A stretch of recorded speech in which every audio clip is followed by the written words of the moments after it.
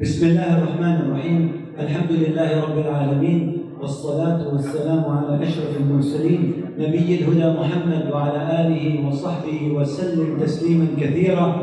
إن شاء الله تعالى we will start the second session of tonight, and inshallah ta'ala the second session will consist of two very important papers that you have within your booklets, and mashallah tonight's session and the two papers are available both in English and in Arabic, both languages. In English and Arabic you will find them ready inshallah. And the titles will be Etiquette and Fiqh Issues in Social Media's Use, آداب ومسائل في استخدام وسائل التواصل الاجتماعي. And the second paper will be covering Islamic ruling on the use of social media, حكم استخدام منصات وسائل التواصل الاجتماعي. And as mentioned, those two papers are available in two languages, English and Arabic, and that is, alhamdulillah, such a great blessing. And both papers will be, inshallah ta'ala, introduced and reviewed by our respected Sheikh Omar Hedroug.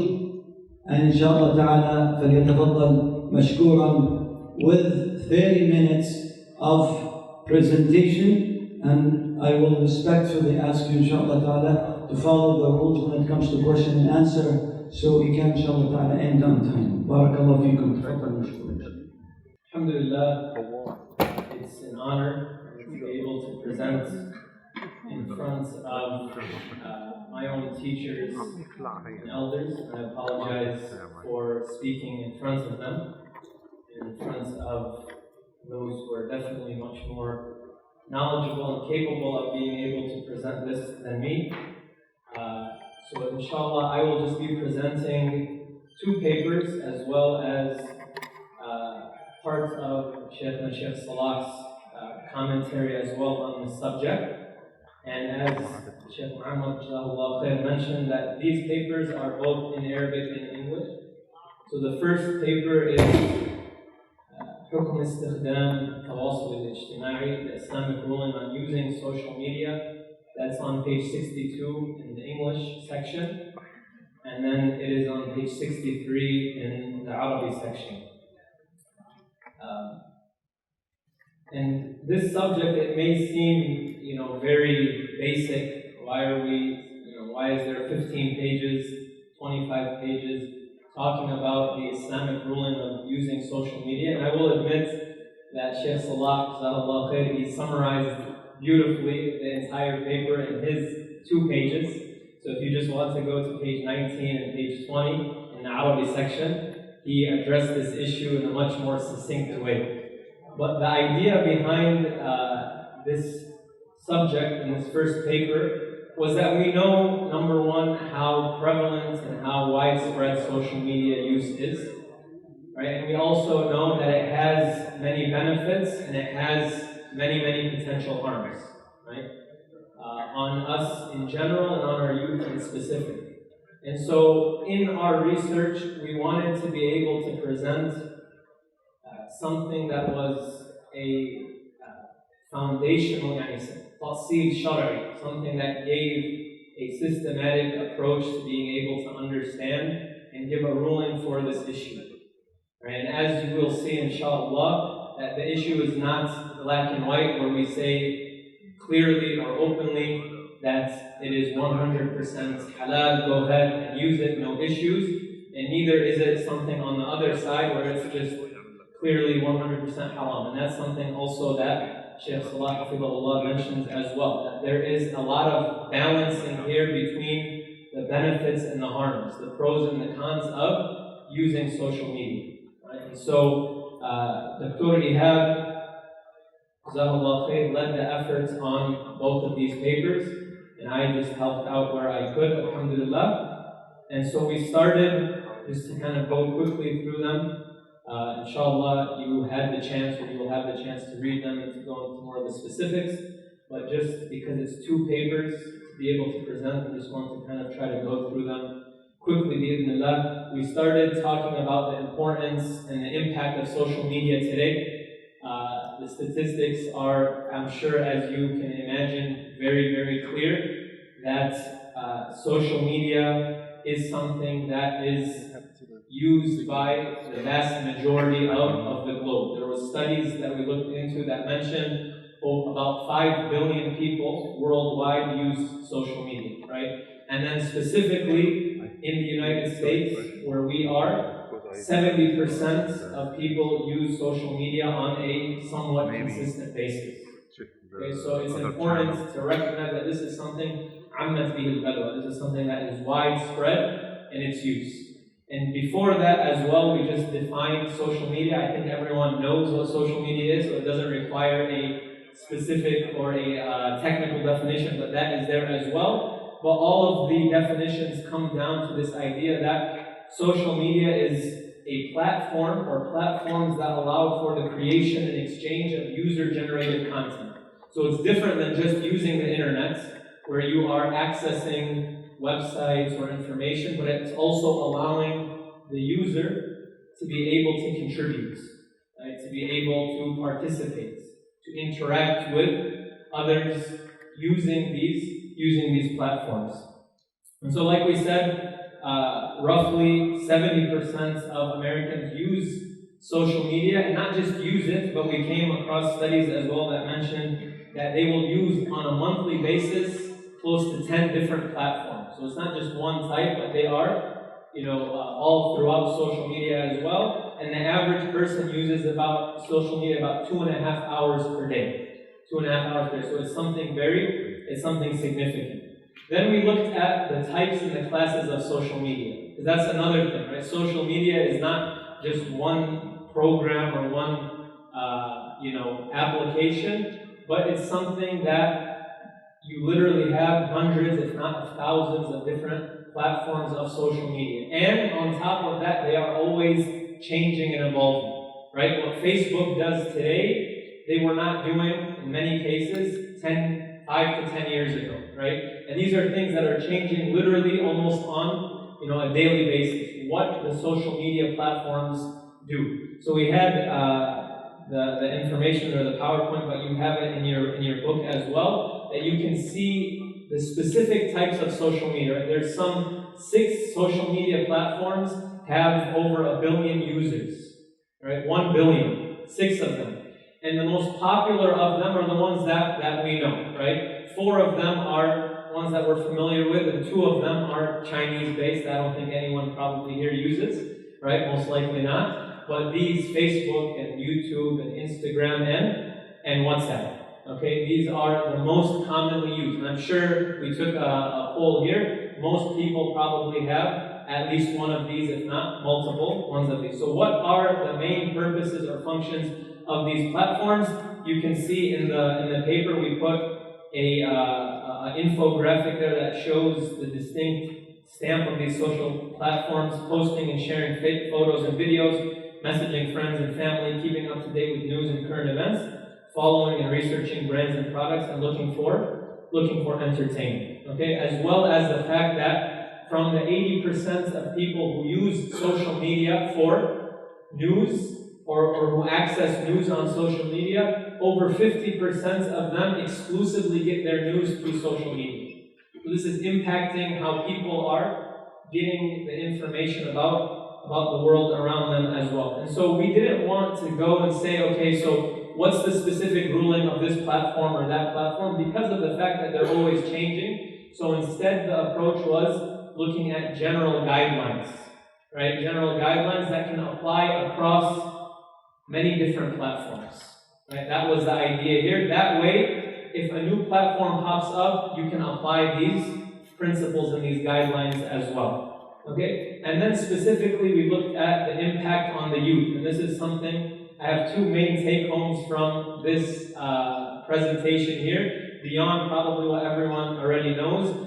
Those 2, one of them relates to this fact, how much of an impact social media has on on the youth, right? That 95% of youth from 13 to 18 have access to a smartphone, okay? 45% of them, in some of these studies, report that they're online almost constantly, which means that they're living in the social media world more, in many cases, than they're living in the physical world, right? So there's a huge impact on the youth themselves. And as you can imagine, many studies, and these are not studies done by Muslims, these are studies done by those who are seeing what are the impacts of social media use on young people, that they said the risks of social media use are included but not limited to easy access to harmful material, as we can imagine, online bullying, conflict, peer influence, right? In fact, you can say that the impact of social media, it opens up doors to things that can be much more harmful than in person, right? Because in person, at least you can say there are guards, or there are, some type of filtration process. Parents are not allowing certain type of people into the home. They're monitoring what type of friends their children have at school. With social media and online in general, they can have, literally, it's an open door into the lives of people in general, and especially our younger people.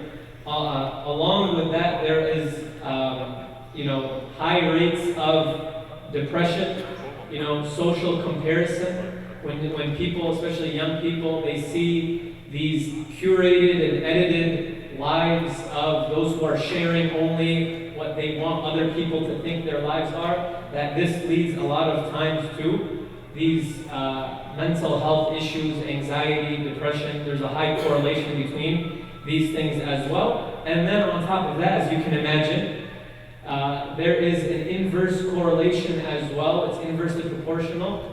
Family life with social media use, which means the more social media use there is, the more difficult the family life is, or the more that the family life, there are issues and problems and potentials for breaking apart. So one of the take-homes that we had in this paper, and again, I don't think this is necessarily something new, but just to emphasize it, is the important role of Muslim families to set guidelines and principles for social media use, to prevent unfiltered and open access that can be extremely destructive to young people and to people in general, right? Being very careful how and what our youth are consuming through social media, who they're interacting with and what access they have. Okay, so those are some of the things that led up to the next section on what Islamic principles we utilize to basically reach a framework for a ruling for using social media, right? And I don't have to explain these to my teachers and to the Imams and to the students of knowledge, but we obviously started from the starting points of the default ruling as it being something that is not a religious affair, I mean it's something from al-adat, that we took the starting points of permissibility based off of al-asl fil ashya al-ibaha, right? So we started from that point, but as Dr. Salah, Jazakallah khair, in his paper as well, he emphasized that in something like this, where there is not a clear or specific ruling, even if it starts as permissible, there has to be a deep look into the harms and the benefits. Right? Al-tawazun bayn al-masalih wal-mafasid. Right? And when you look at social media, you can find, if you're fair, that there is a tremendous amount of benefit.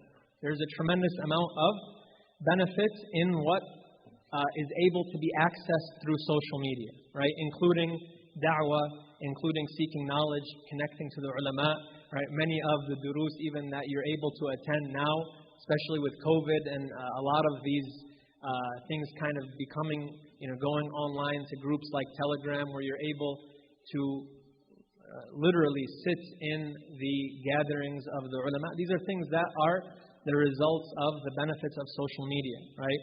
Connecting to family, facilitating charity, awareness of maybe unknown issues that can now be brought to light through social media, social justice, and then maintaining and strengthening family ties and brotherhood. Right? So these are many benefits that social media presents, but then you look on the other side of it, and the harms of it can also be very detrimental. And those include, but are not limited to, inappropriate images and videos, of course, vulgar and foul language, music, encouragement of alcohol consumption, drug use, Islamophobic material, advertisements and marketing that encourage haram, of course, false beliefs and ideologies, doubts that are spread, promotion of haram lifestyles, access for those without qualifications or credibility to speak on behalf of Islam. This is a big one, right? For those who are in the social media scene and know this is one of the major drawbacks.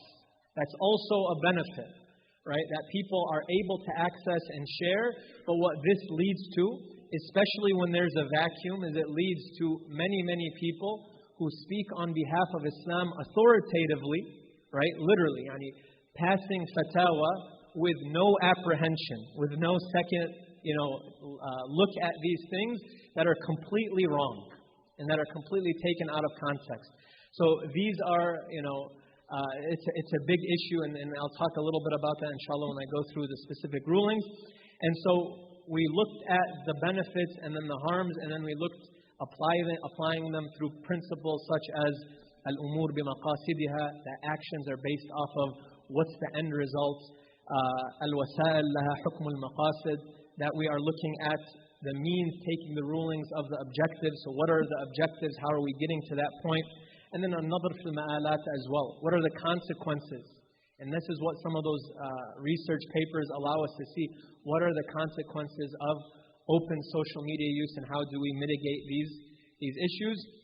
And ultimately, coming to this conclusion that when you look at the widespread use of social media, and when you look at the reality that it is many platforms that contain halal and haram and they're mixed together, that it is important for us to be able to find that balance. And so there's no just open ruling without there being specific, looks at number one, who is the one who is using, right?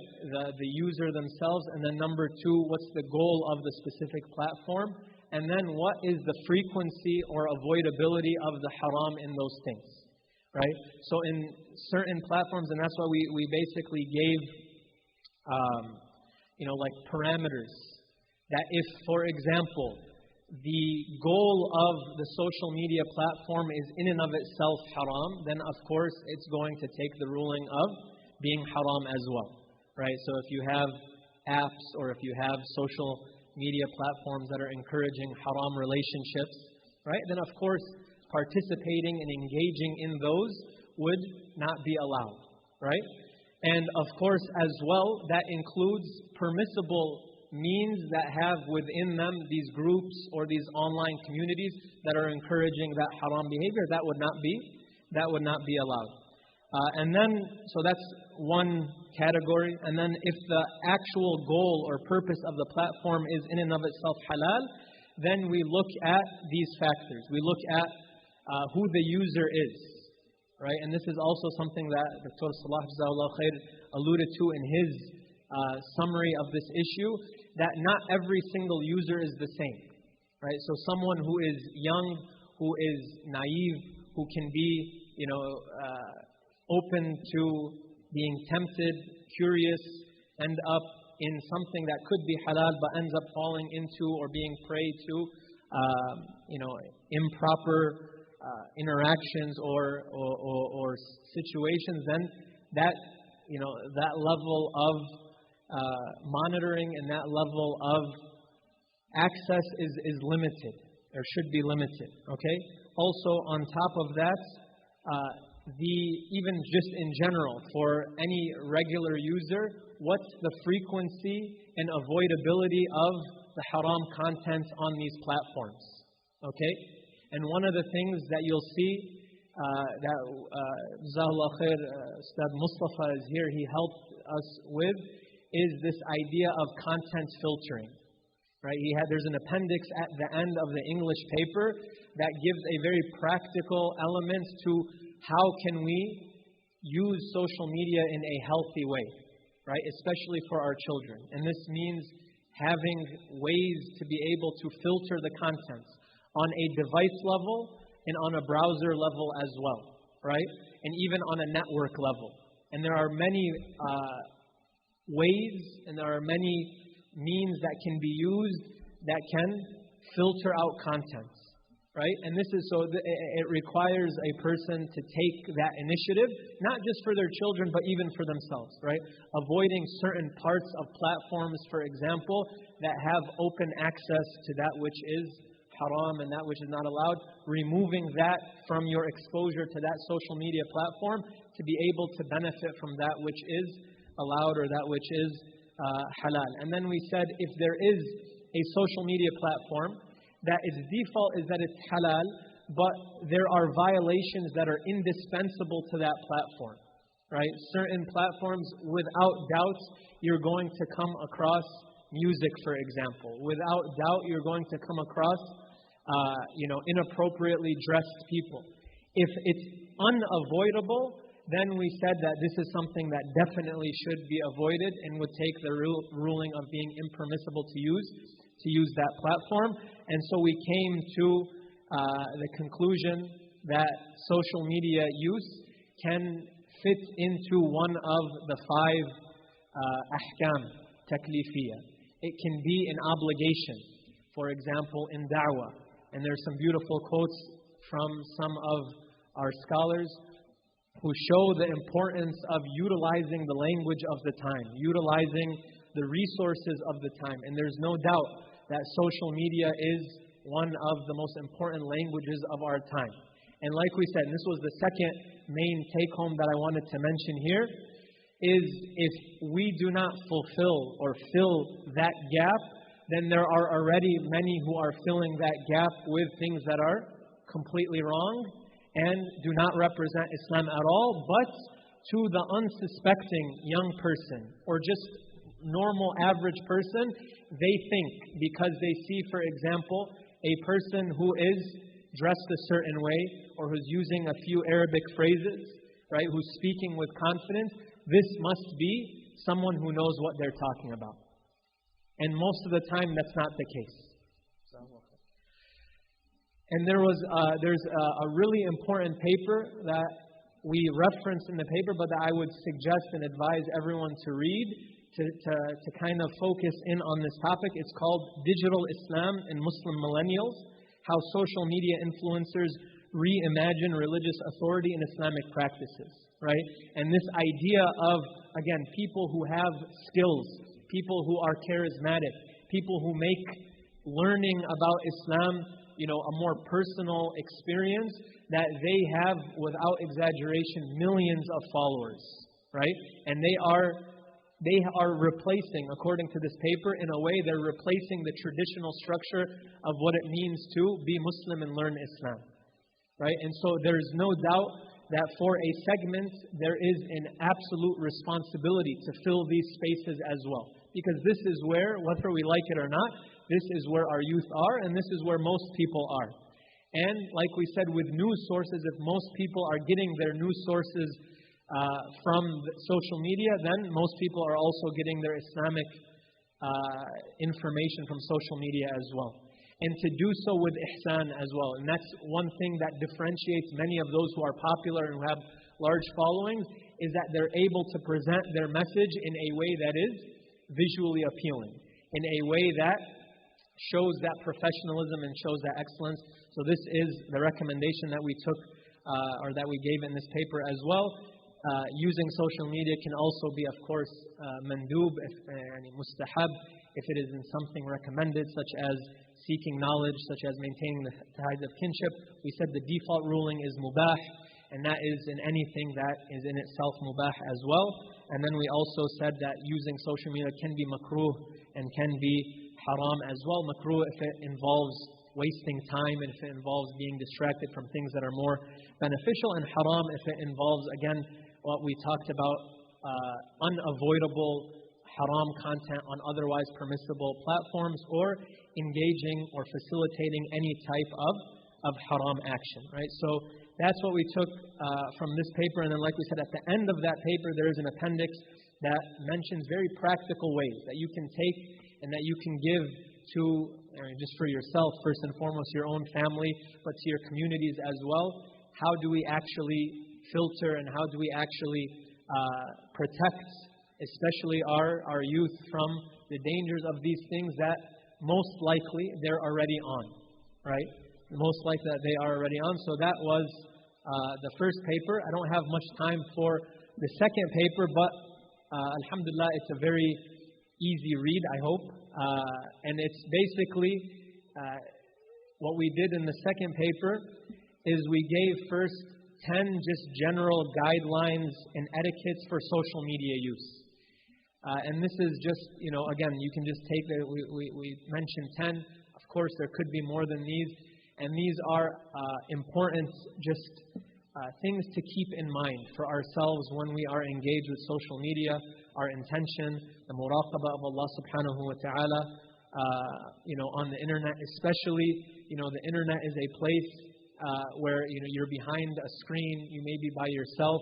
There's this feeling of complete privacy, right? Reminding ourselves of these things, Islamic identity and manners, right? We know that social media, and this is unfortunate, that it becomes, for Muslims, a place to weaponize their Islam as well and use it to attack, use it, to, unfortunately, in a very negative way, bring down others who are doing a lot of good.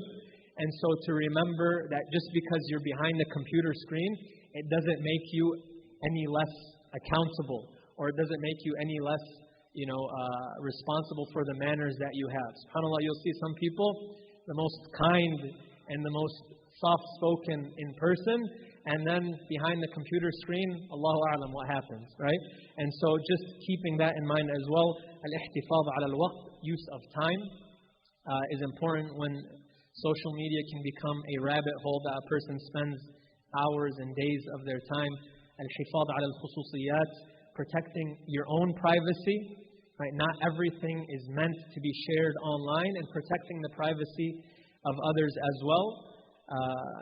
Focusing on what concerns a person. Again, these are all basic principles that we all know, but applying them on the online space when we are using social media. At-tafa'ul, being optimistic. Social media, what it does as well is it gives, you become inundated with so much information.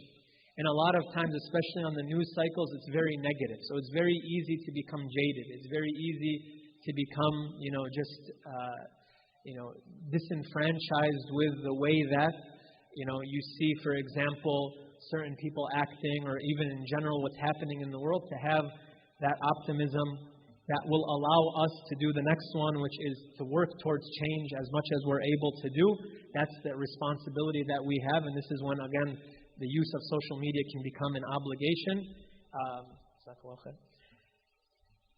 Being aware of, the love of attention and fame, right? It should say, obviously, that's not something that you're seeking there, right? But social media, again, what it promotes is this idea of self-promotion, right? That I am, the one who is, follow me, like, comment, subscribe, right? And so just to be aware of this. If a person becomes popular and gains followers, alhamdulillah, if they're doing khair, but to remember ultimately that the goal is the pleasure of Allah subhanahu wa ta'ala and to spread khair. And then the final one that we mentioned is la takun imma'a. Don't just be a follower, right? Social media is all about who I'm following, what I'm following. And the idea here is that, alhamdulillah, we are followers, but we're not followers of just every trend, every, new thing that comes out, just every celebrity, but alhamdulillah, we're followers of the Prophet sallallahu alaihi wasallam, and that makes a person a leader, right? So having that, that confidence to not just follow, because everyone's doing it, everyone has it, and I have to have it, I have to do it as well. Everyone's engaged in this social media platform. Everyone has a TikTok. I have to get a TikTok as well. I don't know what a TikTok is. I thought it was what is that? tic-tac. Some people thought you don't even know what these things are, but because everyone just has it, then I must engage with it as well. And then after that, we just listed some of the masail issues that can be obligations and prohibitions, just different issues to keep in mind while using social media. For example, adhering to the rules of the agreements that you have when you join a group, whether it's a private WhatsApp group, if there are things that you agree to, that's just from the etiquettes of the character of a Muslim.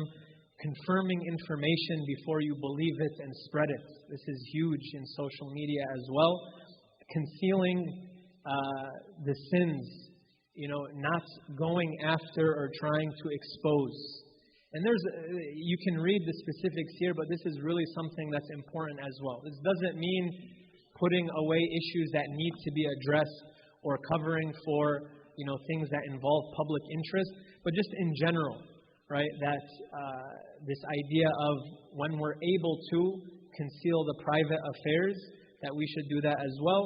The importance of al-amr bil-ma'ruf wa nahy al-munkar online, and what that looks like on platforms, and it being a communal responsibility, responding to salam. Dr. Ehab Elshaer wrote a paper on, he addressed this mas'ala as well. So some practical things in here. And then, that's my time. And then some of the prohibitions, these again, very general, avoiding backbiting, slander, talebearing, which everyone knows, but can become very easy and facilitated on social media without a person realizing it. Avoiding vulgar talk and behavior, speaking without knowledge, sharing private info without someone's permission, al-uquq, undutifulness to one's family and what it means to cut people off online and these type of things.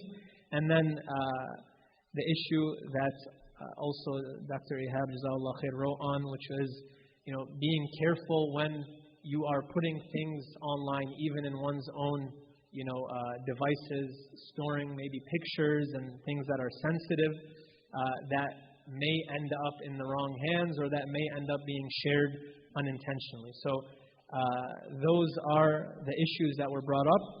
And with that, again, both of the papers, alhamdulillah, are in Arabic and in English, so that the benefit, bi'idhnillah, can spread. And we welcome, inshallah, any and all of your feedback and your comments and your advice. Dr. Ehab, as you can tell, is not here. He wasn't able to make it. He's out of the country. I just was able to do it on his behalf as well. جزاكم الله خير. سبحانك اللهم وبحمدك نشهد أن لا إله إلا أنت نستغفرك ونتوب إليك. جزاك الله خيرا وبارك الله فيك شيخ عمر ونفع بك وسدد الله خطاك. نسأل الله سبحانه وتعالى أن يبارك في هذا الجمع إن شاء الله تعالى. Just a quick reminder to my dear respected brothers and sisters, as we are here to respect and discipline ourselves, to respect of time as we are going into Maghrib and Isha and dinner as well, please, as to follow the guidelines, to limit your question or clarifications or comment to no more than 90 seconds, inshallah. And we'll start, inshallah, with our respected dear Sheikh Walid on my right, inshallah. Tafadhal, Sheikh Walid. Assalamu alaikum wa rahmatullah. Sheikh Omar, in your opinion, is any platform you consider fall under the category of haram? In social media. Like, I'll be more specific. Would you say TikTok is haram? The default is it's haram. Is there any platform that this is something, we're going to hold our ground, we're not going to kind of become a little bit loose in it. And instead of just saying based on how people use. Jazakallah khair, Dr. Walid. So we found it difficult to say just completely that any platform that its default if the purpose of it is halal, it's difficult to say that it is just clear-cut haram unless the platform itself it is intended to be used for haram. But something like TikTok, I appreciate that you brought up that example because that is the closest thing to what we can say it should be avoided. To say haram is difficult, but to say it should be avoided, if any platform should be avoided, it's TikTok, right? But at the same time, and this is the reason that I'm hesitant to say, is because it's still possible that a person can contribute to something like TikTok, right? And we have some of the mashayikh, they do this as well, where they basically provide the information or even record the videos, and other people put that information out on the platform because people are accessing it and using it anyway. And I think that could potentially be a makhraj to use something like TikTok and to not say it's just completely haram. But just to be realistic, TikTok is one of the most popular, especially amongst those who are under 18. Right? Hundreds of millions of users. So to just say completely that it's haram is difficult, but if I were to say to advise someone to not use a platform, it would be TikTok. Definitely. Because it's extremely, extremely difficult to avoid the haram that's on it. But one of the things, and I didn't mention this, but it's in the paper, is that one of the actual ways that you filter in these platforms is the way that you use the platform itself. Right? Which means that if they have these algorithms that if a person is using a platform to try to access something that's haram, then they will most likely see that thing more. But if the person is, for example, using something like TikTok to only access, Islamic material, they are more likely to actually see that type of material. But it still doesn't protect them completely from seeing that which is haram, because TikTok is just videos that come one after another, and a huge amount of them contain violations, no doubt about it. Jazakallah khair. Jazakallah khair, Shaykh Omar. Just for the limited time, again, if my dear brothers can, inshallah ta'ala, exactly like Shaykh Walid did, mashallah, in less than 30 seconds.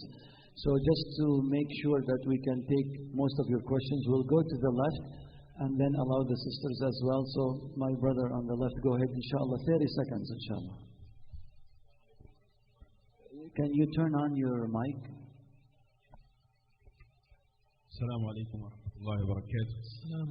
My name is Muhammad Ali from Memphis. My question is to ask the Sheikh, Jazahullah khair. As you know, many parents, they are not educated. So what is your advice, how they can proceed to try to control the kids with these, smartphones? Secondly, is there any age that you consider that the kids can be allowed to have, smartphones? Thank you. Jazakallah khair. So I think the question is about how do you help or how do you prevent kids from accessing that which is harmful on social media, and the age. The age, that's up to the parents. But the first question, I would say, some parents, I see on the paper, you can see how you can control the phones but now some parents, they're not educated, they don't know how those work. What is the best advice you can give them? The first thing is they don't have to have a smartphone when they're 5 years old. I think that's important. Right? We know some people don't give their, it doesn't sound always realistic, but some parents don't give their children smartphones until they've shown that they can handle that. And even then with that, there is still a heavy monitoring that happens. So yes, they may not always know, be technologically savvy, but that's why we mentioned some of these things here that are very easy for a person. Right? You can contact, for example, the phone company, and they can there's a parental mode that allows you to see everything that your kids have, right? And that's, I think, especially at younger ages, that's something that's really important. And to be able to learn even some of the basics, something like whitelisting and blacklisting, right? Whitelisting is you give the kid, he has access, he needs it for school, for example, but he's only able to access the websites or the platforms that he needs for school. Everything else is blocked. And then blacklisting is the opposite, that he gets a little bit older, he has access or she has access, but you block certain avenues, you block certain websites that will protect. Ultimately, these are just means, right? And we say this in the paper as well, that the first line of defense is not these. The first line of defense is helping to ingrain in ourselves and in our children the taqwa of Allah subhanahu wa ta'ala and the love of Allah subhanahu wa ta'ala to protect them from, accessing these things, or if they come across them accidentally, to be able to, turn away from them. Jazakallah khair. Inshallah, if we have a question from the sister side, go ahead, inshallah. Assalamu alaikum. I have a question in terms of the responsibility on the shuyukh themselves and how they should be handling social media. Their complete absence in social media is definitely going to be something that's going to be effective. And also maybe and this is maybe a big conspiracy here, but the whole DM issue and doing things on the side, I didn't see that you talked about that anywhere here, so I'm not sure if I missed it. So inshallah also for the time, if you can have a quick answer within 60 seconds as well, so we can serve that. So the first thing is that there's not a complete absence. I know some of the mashayikh here who have actually a very strong presence on social media, and they do their best. Do we have room for improvement? 100%. But then the issue of DMs and these things on the side, it's addressed there when I talk about concealing. When we talk about concealing the sins, yes, it's definitely an issue and a problem, and there needs to be some type of transparency. Usually we have some of the mashayikh, it's within their own family, right? Their family is the one who has, is able to, kind of help them monitor that, to have some type of transparency so that they don't end up falling into these significant issues. But there's no doubt that is something that is a concern. Wallahu a'lam. So my dear brothers, if you can limit again to 30 seconds, and I ask respectfully Sheikh Omar to answer quickly within 30 seconds as well. Now you have the open session, inshallah, and you have Sheikh Omar. You can catch him in the hall while he's eating his dinner, his breakfast, so you can follow up. So inshallah, go ahead with 30 seconds, inshallah. Assalamu alaikum. Muamar Mahmoud from Peoria, Illinois. Sheikh Omar, one of the things that we need to discuss in terms of our dialogue in this realm of social media is these marriage apps now turned into dating apps, and how they've harmed many families, including the families of some mashayikh. So I think this is also something that we need to branch out in reference to the realm of social media. What are your thoughts on that? And if you can give a brief kalima in that regard. Barakallahu feek. Jazakallah khair. Definitely something really important. But I will leave it, inshallah, to some of our teachers to be able to address it. It is something that, it's been brought up and we need to discuss the means and the methods of these Muslim marriage apps. They have, benefits, but they do have their harms as well. And I think to hear from some of our more senior mashayikh on this issue is more beneficial, inshallah. Inshallah. Barakallah feek. On my left, go ahead, brother, inshallah. Assalamu alaikum. Assalamu alaikum. Can you raise your voice a little bit, brother? Yes. Just close to the mic. Yes. For the great presentation and the research.